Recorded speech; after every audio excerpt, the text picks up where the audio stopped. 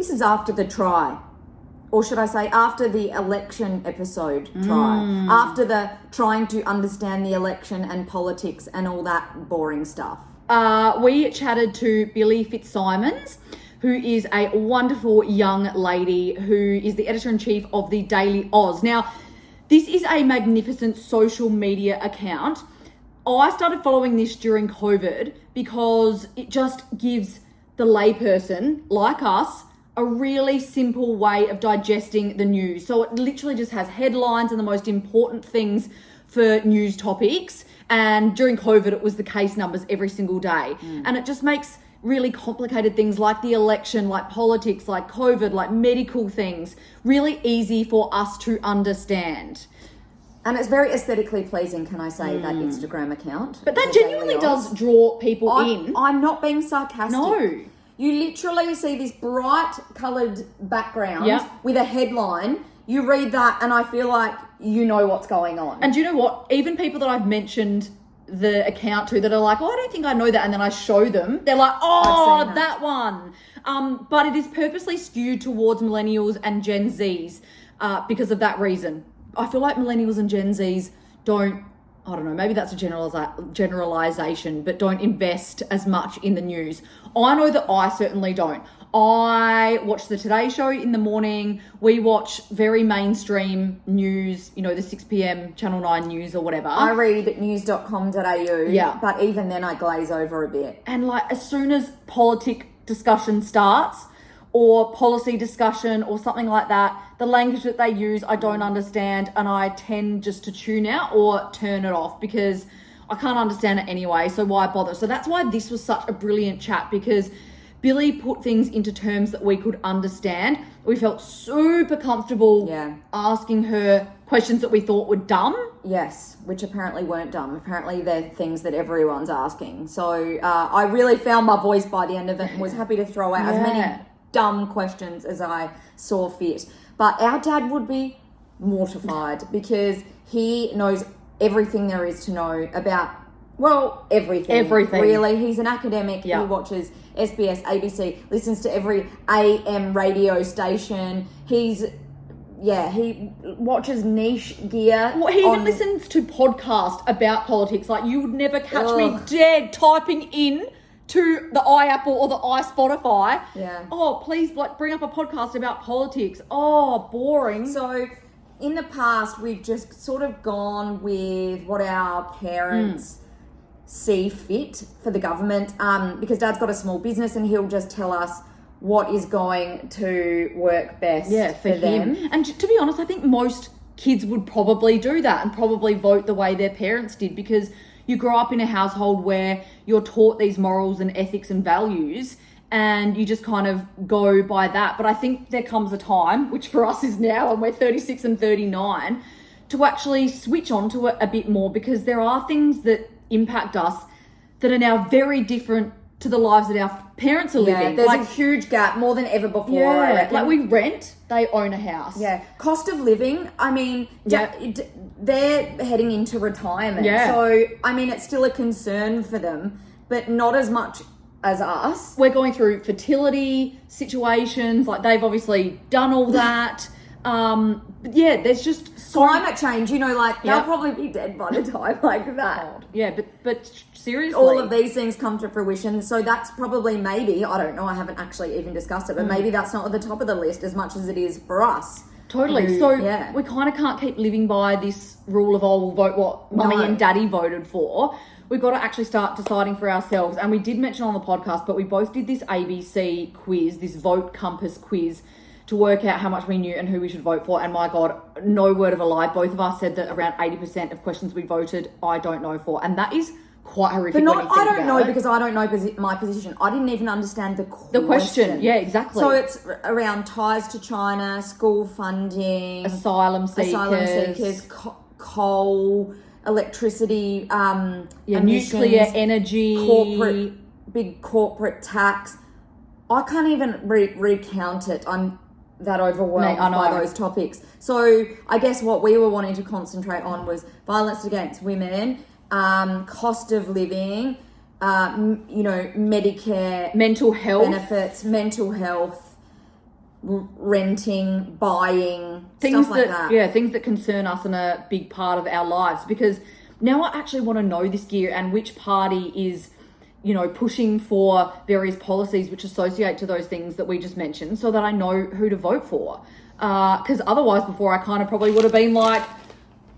Well, I probably would have just gone by that quiz, and that quiz was pretty in the middle, to be honest, of all the parties. I know. Because I think there's always going to be... That was my result. I still don't know who I'm going to vote for. That was my result. It just said I'm halfway in between all the parties, like Greens, Coalition, Labor...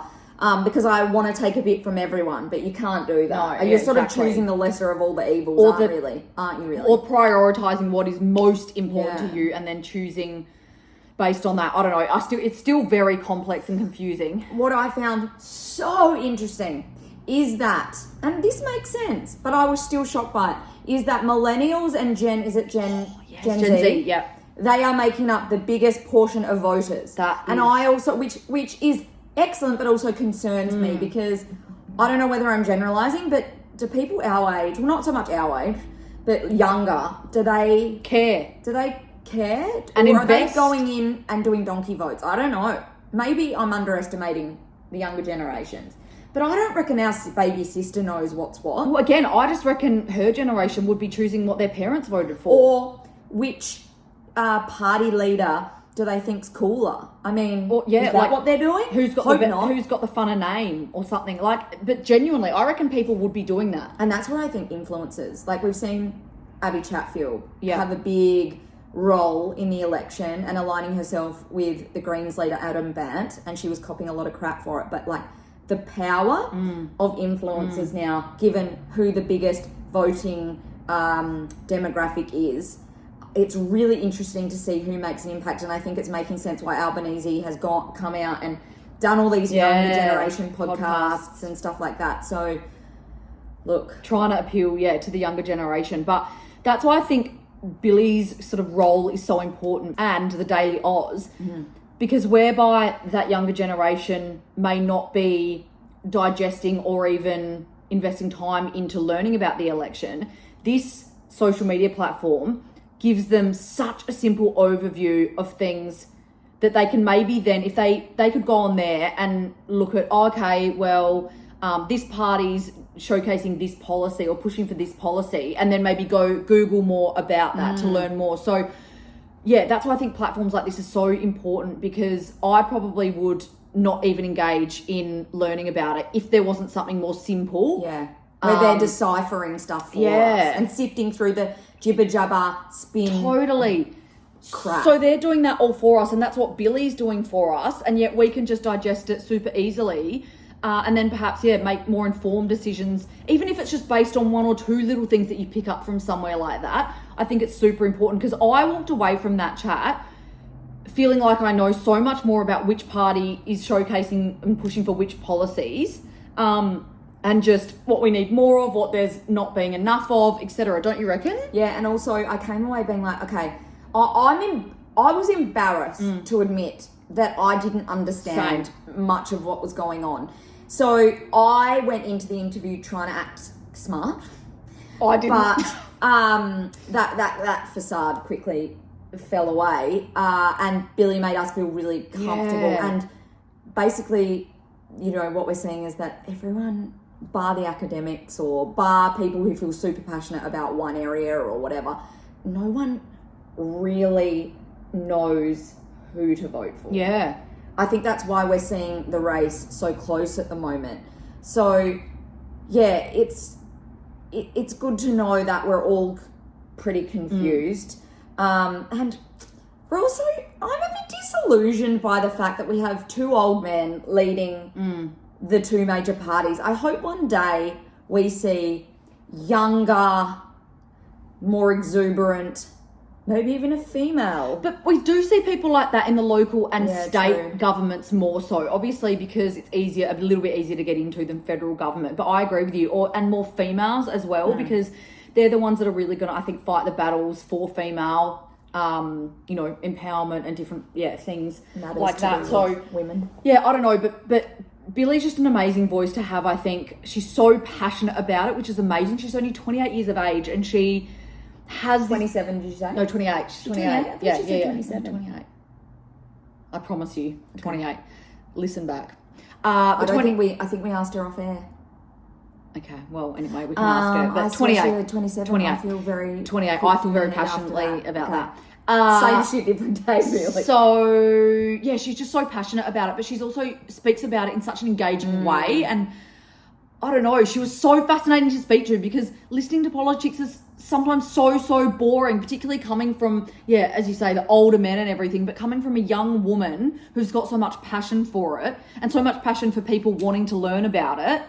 I also was scared to say that I don't understand what's going on because women have fought so hard to get the right to vote, and you feel like you should really value that and make your voice heard and be really invested. And like it's shameful not to care or not to have the knowledge and education around so it. that's what I was embarrassed about, I think. I was like, far out. We have fought so hard to get this, and I'm a bit of a mess about what to do with this power. She quashed that from the moment we started talking to her, though, because she's like, what you're saying and doing and having this platform, so many people feel exactly the same way, and you're just doing a good job in terms of having a platform and actually talking about it. So hopefully people can kind of be kind to us, from this episode, because we definitely do acknowledge that we don't have the education and knowledge enough, but we are doing something to try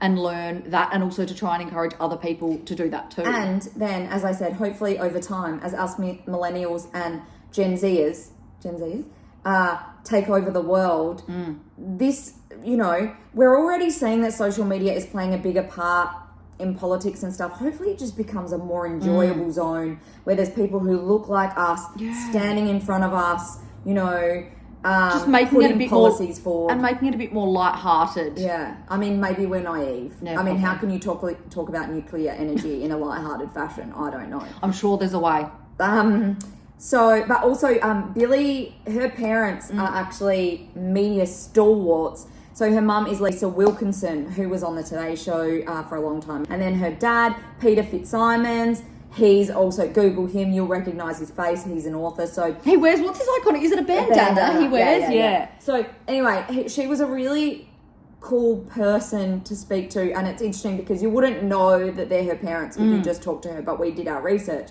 And she's obviously been brought up just constantly, engaged in the news. But then also she's so relatable. Oh, absolutely. So she was the perfect person for us to talk to. And I just think if there's anything you're going to listen to, this is a good crash course. Absolutely. That's just my opinion. And I know I'm biased.